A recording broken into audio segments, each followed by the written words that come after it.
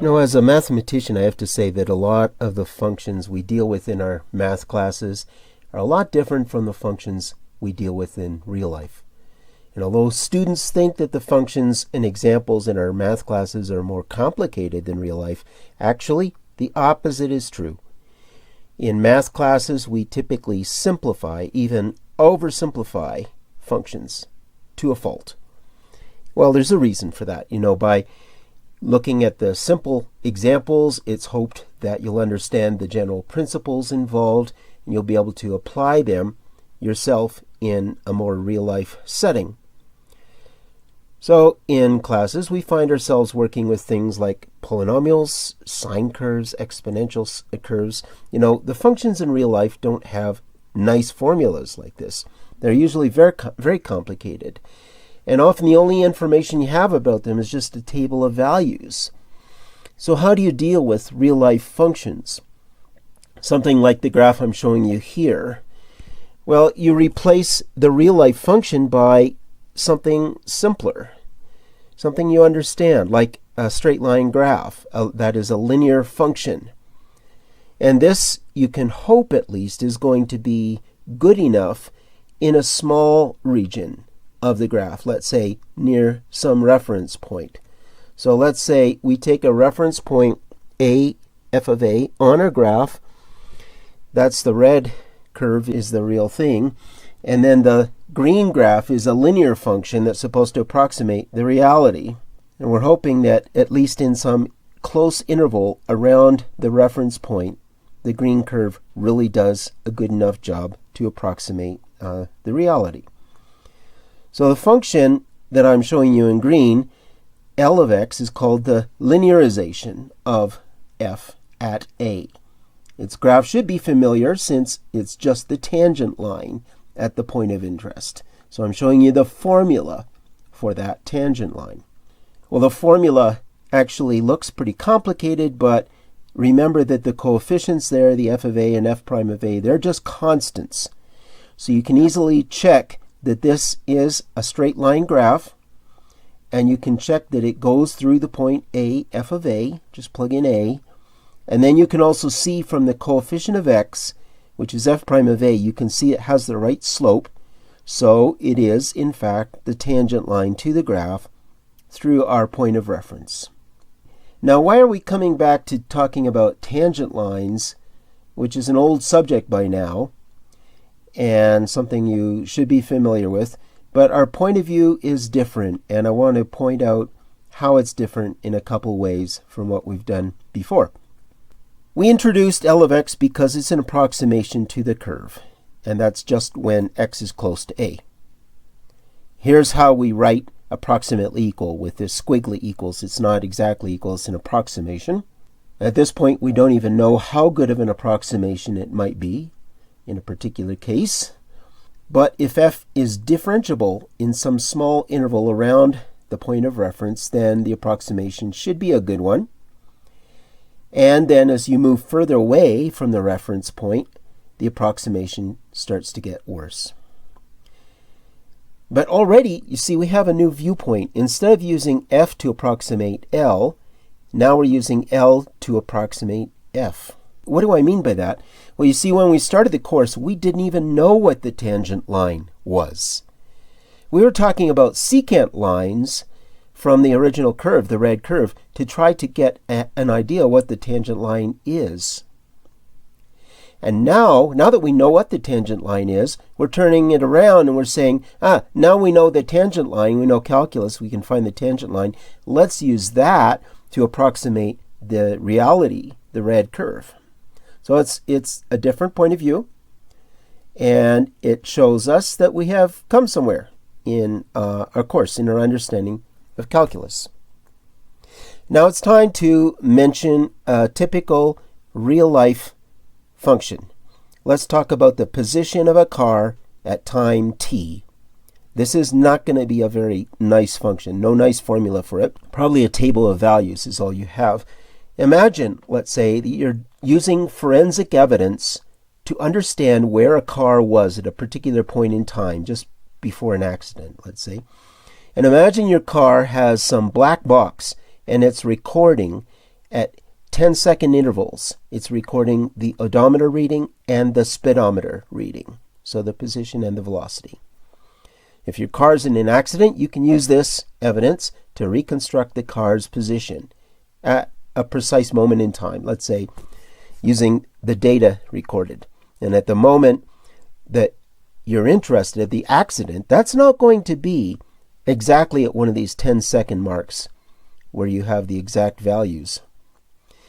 But you can hopefully extrapolate or interpolate from the data to reconstruct the actual position, at least an approximate guess, the position of the car at the time of the accident. All right, so let's not start with something that complicated, but let's take a square root graph and let's use the linearization in the context of an example. We'll try to find an estimate for the square root of 26 using the linearization of our square root graph at a nearby point. You're going to say, well, I don't need calculus for that. I just turn on my calculator, right? Find the square root of 26. But remember that our purpose here is that the square root graph is a stand-in for a typical real-life function where a formula is not at all available. So just put away your calculator for a moment. Do this one by hand. Later we can use a calculator to check and see how good this comes out. So we start by taking the derivative of square root of x. That's 1 over 2 square root of x. You want to evaluate that at the reference point at 25. It comes out nicely. Of course, this is a nice example. Now you plug that into the formula for the linearization, which I gave you on the earlier slide. Now in this formula, you might be tempted to expand everything out and collect terms, but I would ask you, don't do that, and there's a reason why we're writing it this way. For one thing, in the formula for L of x, 5 is the dominant term near the point of reference. And the other term, the more complicated term, is kind of like a correction. And it's easier to remember the formula the way I've written it without expanding it out. It's also, computationally speaking, it's more accurate to do it this way in a lot of computational settings. So now what this tells us is an approximation for square root of x. It's approximately given by this linear function 5 plus this small difference, 1/10 of x minus 25. This approximation is a good approximation when x is close to 25. When you get further away, it's not very good at all. But let's check at the point 26, at x equals 26, and we can see how good the approximation really is. This works out to be square root of 26 is approximately 5.1. And I'll point out that this is something you can do without a calculator. You can do it just by hand. And, well, is it a good approximation? How good is it? Well, you can now pull out your calculator and see, well, square root of 26 is actually 5.099019, blah, blah, blah, blah, blah. So we've got 3 decimal places, almost, correct? Very close to that. So 3 significant digits of accuracy. So the estimate is actually only off by 0.02%. Now, if you look at a more crude approximation, you could look at this without any calculus knowledge at all. You could say square root of 26, oh, that's going to be close to square root of 25, which is 5. So square root of 26 is about 5, right? And that's okay. That's you know, pretty good thinking. It's not quite as accurate as our linearization estimate. And it's, you know, the really crude approximation is off by about 2%. And so what I want to impress you with is that the linearization that you get from using the tangent line approximation That is, in terms of relative error or percentage error, it's about 100 times as good. 100 times as good to use the linearization versus just the constant approximation.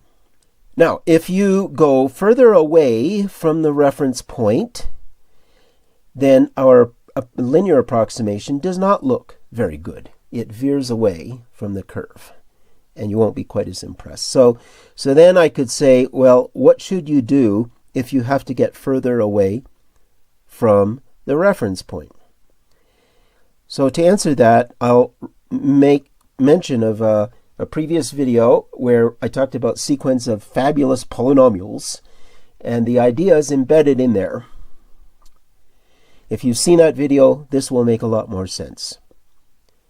So the last approximation I listed, the crude one, which is the constant approximation, I showed you the horizontal line in blue. The horizontal line is a constant, is a polynomial of degree 0. The green graph, the linearization, is a polynomial of degree 1, a linear function. Aha! So if you want a better approximation, you use a polynomial of degree 2, and that gives you something called the quadratic approximation to the curve, and that will be an even better approximation, and it will be valid over an even larger interval. And this is just the beginning of a whole sequence of approximations that get better and better over larger and larger intervals. Well, that's a subject for another day, or in fact another semester, but just to let you know something about what calculus does for us. Now I want to recast what I just did in a slightly different language, or different notation at least. And this interpretation uses the notation of differentials. Here, instead of focusing on the values of the functions themselves, the actual values, I want to look at just the changes in x, or the changes in y, as you move along the curve. We start with, as before, the reference point a, f of a, on the curve. And I want to estimate the changes in the function f due to moving a small amount, delta x, in the horizontal direction. How much is y going to change? I'll call that change delta y. So how do you estimate? Instead of estimating y, I want to estimate the change in y, delta y. And I can do that by looking at the tangent line. Now on the tangent line, I get a different change in y. Hopefully almost the same thing, but I'm going to call this change, I'm going to call it, instead of delta y, I'm going to call it dy. And the change in x will be the same as on the original curve, so I'm going to call that dx, but that's the same as delta x, just to make things easier. Okay, so you move along the red curve, the change in x is delta x, change in y is delta y. Move along the green line, the change in x is dx, the change in y is dy. So I'll remind you that the slope of the tangent line is rise over run for the tangent line. That's dy over dx is f prime of x. And if I evaluate that at a, I get f prime of a. Now along the secant line, it's delta y over delta x, change in y over change in x. And the linear approximation that we've been dealing with by approximating f of x by L of x, this turns out to be nothing other than the approximation that says that dy is approximated by, or is an approximation for delta y. Now let's use this in the context of our example. And in substance, this is going to give me the same estimate, but the way I write it is going to look very different.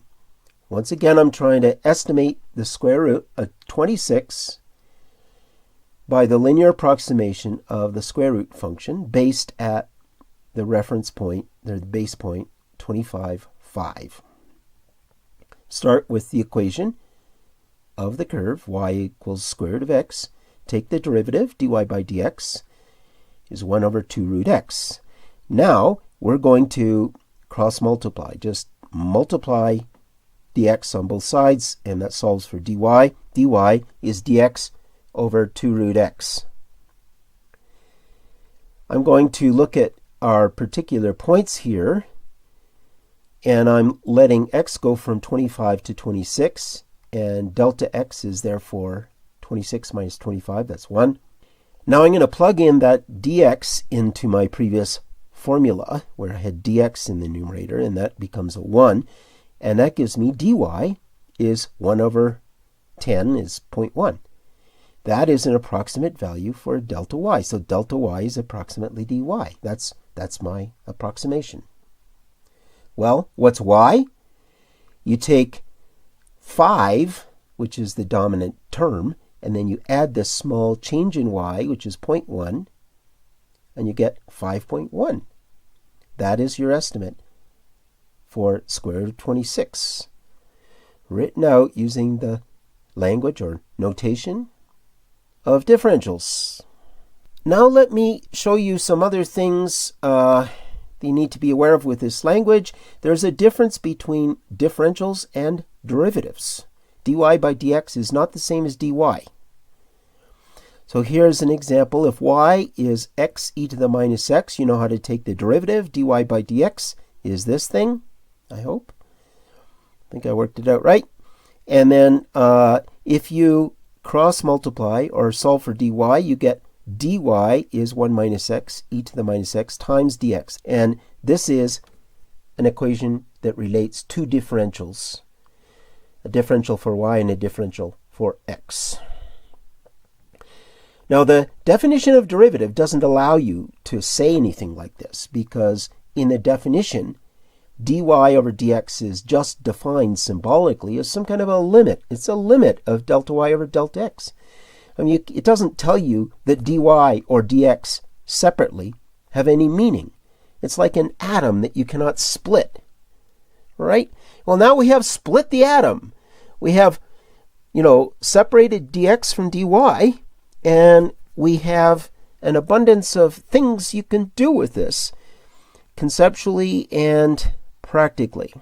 So this notation of differentials is very useful in calculus. It goes much, much further than just approximating values of functions that we did with our linearization stuff. If you're careful with your algebra, you should be able to use this without running into any problems. You just follow these rules, and it's all justifiable. So let me show you, for example, in the context of the chain rule, we had some monkey business going on with canceling differentials. Maybe you saw this in some context, and you wondered, well, can you really do that? Can you really cancel differentials? Well, now you can. So here's a way of explaining the chain rule in a particular example using notation of differentials, and it's just good practice. It's not the new way or a better way to do the chain rule. It's just to help you get used to writing differentials. So if y is e to the x squared, you can think of that as a composite function. I'll use u to represent x squared. That's the inside part.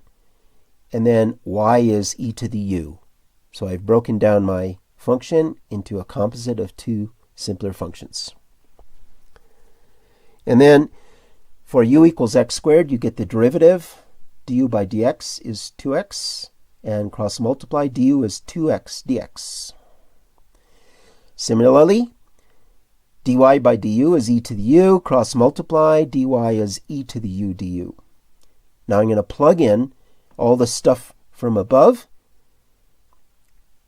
into that formula, and then I get dy is actually 2x e to the x squared dx. In other words, dy by dx is 2x e to the x squared. Now, a little further along in calculus, we'll introduce integrals. Don't worry about this now, but you've probably seen the notation somewhere. Here I'm showing you the integral of a function f of x with respect to x. So it's like when you have a derivative, you talk about the derivative of some expression with respect to whatever variable, like x. And also, when you integrate, If you integrate an expression, like f of x, then you need to say with respect to what, like x. And if you change the variable, that x, the independent variable, you change what happens. Now, in this expression, you really see an f of x times a dx. And I really mean multiplied here. So you're taking some expression times a dx. And this is very useful notation. And if you follow it just using the normal rules of algebra, you'll be forced to do the right thing. You'll work out by change of variables, for example, what happens in an integral when you change the independent variable to something else. This gives the substitution method for working out integrals. It all just follows from knowing or being familiar with differentials. All this comes later. Right now, what's important to mention is only the notation of differentials as being very useful and important throughout all of calculus. Now, at this moment, our only justification for talking about differentials is another way of writing approximations of functions by the linearization. But that's to give you a concrete interpretation for differentials. You know, dx and dy are concretely interpreted as changes in x and y along the tangent line, whereas delta x and delta y are changes along the original curve of f. And if you get used to how to work with it in this concrete situation, you'll be ready for it later when we really are ready to make more full use of it.